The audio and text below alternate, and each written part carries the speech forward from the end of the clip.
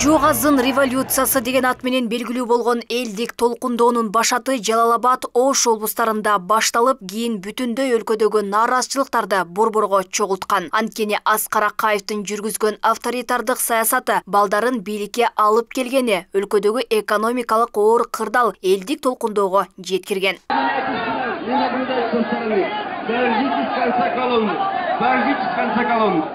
Толкундоолордун арты менен 2005-жылы 24-мартта өлкөнү 15 жылга жакын башкарган Аскар Акаевдин бийлиги кулаган. Акаев үй бүлөсү менен Россияга чыгып кетүүгө мажбур болгон. Анда эгемен өлкөдө биринчи жолу элдик бийлик орногону жар салынган. Инкылаптын башкы катышуучуларынын бири Керимбек Макеев эл алып келген бийлик элдин мүдөө талабын ишке ашырган жок деген баасын берет. Кайра эле баягы бирок убакыттын өтүшү менен эле баягы үй бүлөлүк бийлик, башкаруу, туугандык, кландык башкаруу дегенге орноп калган. Грузия мамлекетинде мына өтө чоң секирик экономикалык өсүш, мамлекеттин, элдин жашоо турмушу оңолгон. А бизде ошол эле боюнча элдин гана баягы чыккан жаштардын гана бийликти алып берди, калган бир уч бийликтегилердин гана максаты ишке ашты, жалпы элдин максаты ишке ашкан жок. Аскар Акаевдин үй бүлөлүк системасына каршы чыккан март инкылабы максатына жеткен жок дешет. Акаевдин бийлиги кулагандан кийин Бакиев президенттикке шайланган. Бирок 5 жылдан кийин 7-апрель окуясы жүз берип, экинчи ирет элдик толкундоолор менен бийлик күч менен алмашкан.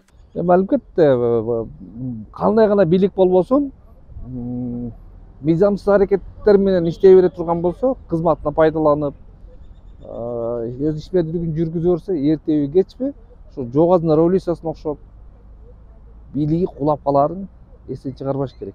Бул кийинки келе турган Кыргызстандын азыркы башкарып аткан бийлигине дагы, кийинки келе турган бийликке дагы сабак боло турган окуя да. Бул арада президент Садыр Жапаров кыргыз эли март революциясында бийликтин жалгыз булагы эл экенин тарых алдында дагы бир ирет тастыктаганын белгиледи. Ал кан жанында эркиндик, эгемендик ойногон кыргыз эли адилетсиз башкарууга баш ийип, көнбөгөн эрки күчтүү намысы бийик эл экенин айтты.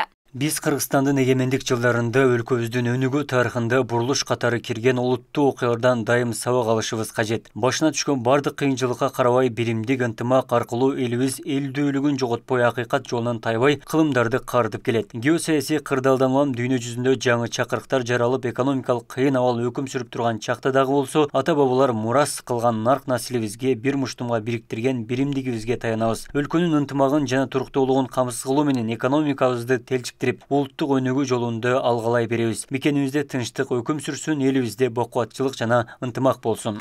Аскар Акаев Кыргызстанды 1993-2005 жылдар аралыгында башкарган. 2005 жылдын февраль айында өткөн парламенттик шайлоодо башталган жана ага чейинки нааразычылыктар чыңалып отуруп, Жугазын революциясына жеткен. Бакиевдин учурунда 24-март элдик революция күнү деп майрам катары белгиленип келсе, 2012 жылы бул маанилүү дата майрам деп белгиленбей калган. 2016 жылы эскерүү күнү катары жарыяланган. Алмагүл Эркебайкызы, Жылдыз Кадырбаева, Бектур Мойдунов, Ош ТВ.